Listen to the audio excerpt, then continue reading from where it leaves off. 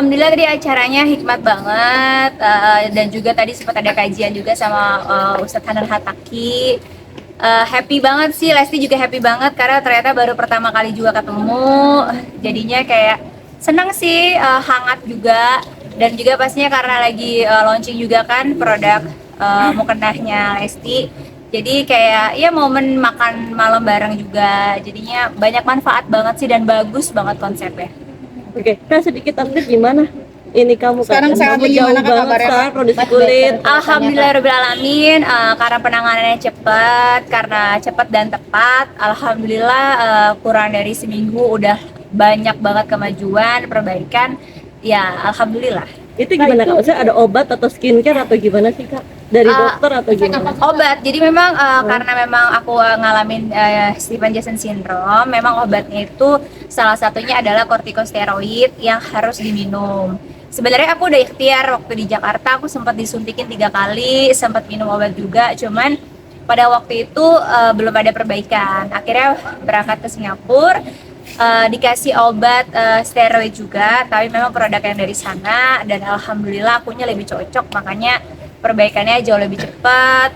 Terus alhamdulillahnya langsung kering, alhamdulillahnya juga yang tadinya nggak bisa makan sama sekali, langsung rasa sakitnya hilang, langsung bisa makan gitu. Jadi ya alhamdulillah Allah kasih cepat sembuhnya, Allah kasih perbaikannya cepat, dan alhamdulillah udah bisa beraktivitas. Sekarang gimana Kak? Sampai 2 hari ya Kak ya, sampai sembuh ya? Nah, sekarang gimana jaganya untuk kesehatan kulitnya gitu Kak?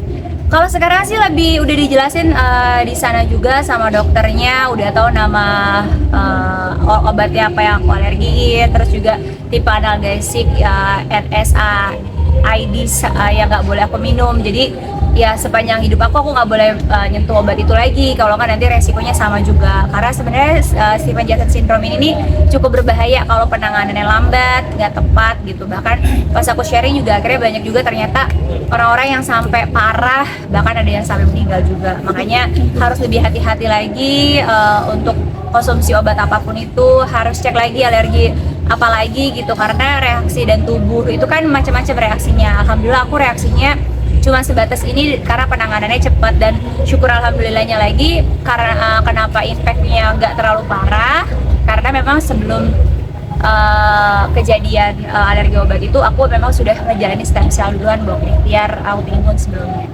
Berarti lidahnya juga udah baik ya Kak? Disebabinnya kenapa?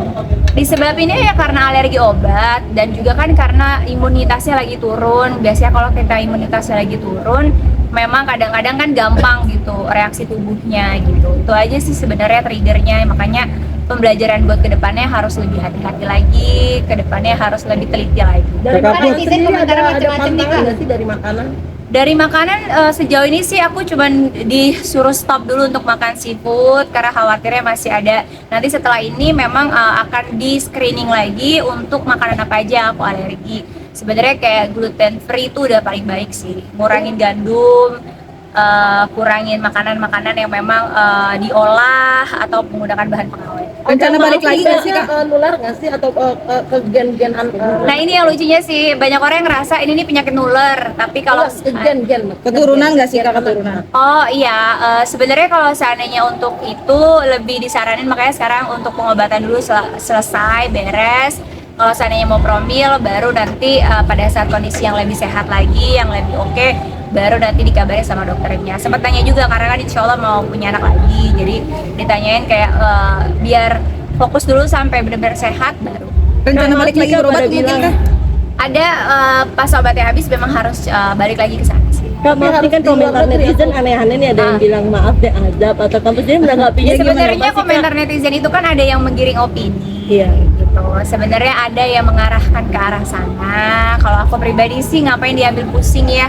Orang-orang yang berpikiran seperti itu berarti wawasannya kurang luas, pengetahuan kurang luas, dan pastinya kurang punya empati, kurang punya rasa kemanusiaan yang tinggi gitu. Jadi buat aku nggak perlu aku kecil hati, karena yang paling penting adalah orang-orang yang terdekat aku, sahabat-sahabat aku, masya Allah tabarakallah, perhatiannya udah sangat luar biasa, menghubungi aku, baik itu secara langsung atau enggak ketemu dan lain sebagainya, malah kayak dapat perhatian luar biasa di kehidupan nyata gitu. Ngapain aku fokusin kehidupan dunia maya yang aku nggak kenal, aku juga nggak tahu itu buzzer atau bukan, aku nggak tahu juga itu oknum-oknum yang netizen yang seperti apa gitu. Karena buat aku, kalau orang yang berpendidikan pasti akan menanggapi sesuatu itu dengan hal yang berilmu, pakai ilmu dan pakai hati nurani gitu. Tapi kalau yang berkomentarnya udah nggak pakai ilmu, nggak pakai hati nurani, ngapain aku bawa ke hati juga? Persiapan Ramadan kan jadi reminder juga nggak sih kak? Kenapa? Netizen jadi reminder juga nggak sih kak? Reminder tuh pasti, siapapun yang ada di hidup aku, apapun yang terjadi itu menjadi bahan introspeksi diri aku untuk jauh lebih baik lagi. Tapi balik lagi, aku juga kan tidak melakukan hal-hal yang mereka tuduhkan. Yang kemarin viral juga mereka yang viralin, dan rasanya itu hak pribadi aku dalam memilih, hak pribadi aku dalam menilai standar apapun itu kan hak pribadi aku gitu. Kalau tidak sesuai dengan mereka, itulah yang harus kita edukasi, bahwa kita mengajarkan ke netizen untuk belajar bertoleransi adanya perbedaan pendapat, perbedaan pilihan, perbedaan apapun jenis perbedaan, kita harus menghargai perbedaan. Itu yang buat aku harus kita hormati. Jangan sampai karena berbeda jadi membuli, memaksakan kehendak. Nanti yang ada bangsa kita nggak maju-maju, nanti bangsa kita edukasinya nggak bertambah-tambah gitu. Makanya yang harus kita edukasi di sini adalah bagaimana kita menghargai perbedaan. Dan juga apa yang aku minta, balik lagi gitu, aku gak merasa melakukan hal yang menzolimi orang lain. Meminta seorang muslim mengaji itu bukan sesuatu hal yang hina, bukan sesuatu hal yang buruk. Justru buat aku sebagai seorang muslim wajib untuk mengaji. Makanya sedih kalau seandainya ada orang yang tidak paham arti mengaji, memperolok ngaji, dan malah buat aku, alhamdulillah kalau dibilang duta ngaji ya alhamdulillah, suatu hal kegiatan baik dalam agama yang aku anut. Itu aja sih. Jadi buat aku nggak mau diambil pusing, nggak mau diambil baper, karena itu tadi, kalau orang berilmu pasti, orang yang berpendidikan pasti akan bisa menghargai, menghormati pendapat orang lain yang berbeda, dan pasti berempati ketika orang lain diuji dengan penyakit. Kak, termasuk dikomentari oleh dokter Kak. Kenapa? Termasuk dikomentari oleh salah satu dokter yang dulu itu. Iya, lucu sih. Aku ngelihatnya sedih, miris. Karena kan dia backgroundnya seorang dokter. Harusnya seorang dokter itu kan disumpah untuk memiliki rasa kemanusiaan yang tinggi, rasa empati yang tinggi, bukan malah ada orang sakit diperolok. Lalu lucunya lagi mempermasalahkan kenapa aku berobat ke Singapura, apakah dokternya bisa ngaji. Itu kan terlalu nyinyir ya buat aku, karena hak pribadi seseorang dalam memilih proses penyembuhan penyakitnya. Dan yang kedua, kriteria dalam memilih dokter itu kan yang paling penting, dokter yang tepat. Ketika aku punya masalah dengan kulit, ya dokter dermatologi gitu. Kok disangkut pautin dengan mengaji, itu buat aku udah sara banget lah. Dia juga orang yang berpendidikan kan, katanya kontennya konten edukasi, tapi kok ucapannya tidak mengedukasi masyarakat sehingga mengirim opini negatif ke arah yang gak baik. Makanya sekali lagi aku tekanin di sini, kalau dia sakit hati pernah ditangkap oleh polisi, jangan sakit hatinya sama aku.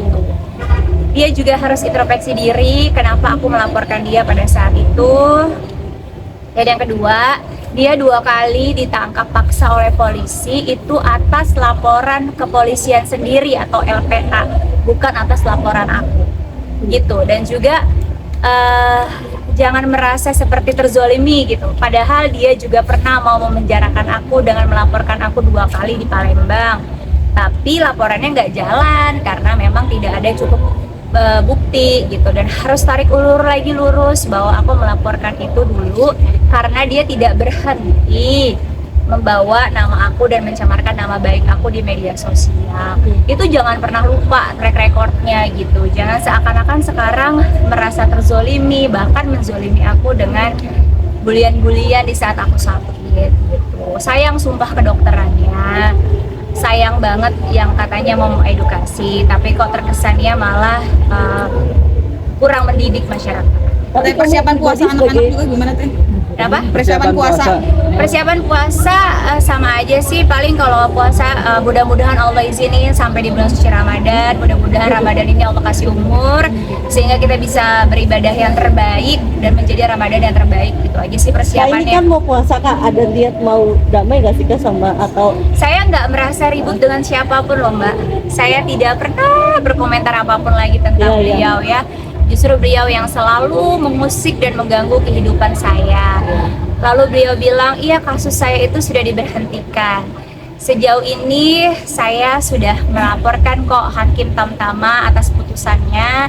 Sebenarnya kalau mau saya jalanin lagi, masalah itu masih bisa terus berlanjut kok gitu. Tapi saya memilih untuk tidak. Bukan berarti masalahnya sudah selesai, belum loh. Masih bisa itu diaktifkan lagi kalau saya membuat laporan lagi. Jadi saya merasa saya nggak pernah punya mau cari ribut gitu loh, yang nyolek saya terus kan sebelah Iya, sana iya, Kak. gitu. Saya nggak pernah ganggu kehidupan pribadi dia, saya nggak pernah mengikut campurin dia lagi viral, dia lagi berantem sama siapa, saya nggak pernah mengganggu, saya nggak pernah komentar atau saya menunggangi atau bahkan saya mengambil kesempatan dalam kesempitan, saya nggak pernah gitu. Jadi kalaupun seandainya dia merasa ada masalah yang belum selesai sama saya berlapang hati kok untuk ayo kita ketemu bertabayun. Tapi kalau untuk di media buat apa gitu. Kak Makanya- Kalisa Saya gimana Kalisa untuk puasa puasa gimana, Kak? Teh? Iya. Puasa. Kalisa. Oh, Kalisa insya Allah tahun ini belajar puasa pertama. Mudah-mudahan nggak batal karena dia udah semangat. Kakak-kakaknya tuh Masya Allah belajar puasa 4 tahun. Jadi dia termotivasi sama kakak-kakaknya, terus dia bilang, Kalisa mau puasa ibu gitu. Jadi semangat banget, mudah-mudahan puasanya bisa full. Tapi kalau nggak namanya belajar kan, kita coba dulu aja. yang Ngajarinnya sering gimana, dia Teh? nangis Ngajarinnya gimana sih gimana Kak? Kak Karput? Kasih pengertian. Iya. Kasih banget, dia udah tahu karena kan udah ngeliat kita yang puasa, kenapa nggak boleh makan, kenapa nggak boleh minum, biar apa. Terus kita kasih tahu sepemahaman dia gitu. Akhirnya dia bilang, ibu puasa? Iya, dia tanyain semua satu rumah, kakak puasa, mbak puasa, semua puasa. Akhirnya dia, Kalisa juga mau puasa di ibu gitu. Aduh, deg-degan deh gitu. Biasa celotehannya dia kan, aduh ibu, Kalisa kuat nggak ya? Aduh ibu, Kalisa deg-degan banget nih gitu. Dan dia selalu nanya, berapa hari lagi sih puasa, berapa hari lagi sih gitu. Jadi sudah mengajarkan kecintaan dia terhadap Ramadan, karena bulan Ramadan adalah bulan yang paling Allah sukai. Maka kita juga sebagai umat muslim harus menyukai bulan Ramadan. Makanya aku nanamin itu juga ke Kalisa gitu. Jadi dia yang udah kayak, nanti Kalisa bangun ibu, makannya tengah malam gitu. Dia agak bingungnya kenapa harus makan tengah malam gitu aja sih. Janjiin reward gak sih Kak? Ada dapat reward gak sih, Kak? Janjiin reward gak Kak? Kalau aku sih enggak sih, sebenarnya aku nggak janjiin hadiah apa dan apa gitu, karena dianya udah paham. Jadi aku nggak harus janjiin hadiah apa, dia udah ngerti kayak, terus kalau puasa dapat pahala ibu banyak gitu. Dia tahu kalau dia dapat pahala, insya Allah nanti dia dikasih mainan gitu. Jadi dia tahu bahwa mainan dari yang kita kasih itu sebenarnya dari Allah, lewatnya lewat ibu abahnya atau lewat orang lain. Jadi dia taunya gitu aja. Oh jadi kalau dapat pahala, rewardnya tuh ya dia tahu dapat pahala, dan dia tahu kalau dapat pahala dalam kehidupan itu nanti dia dapat hadiah di dunia gitu.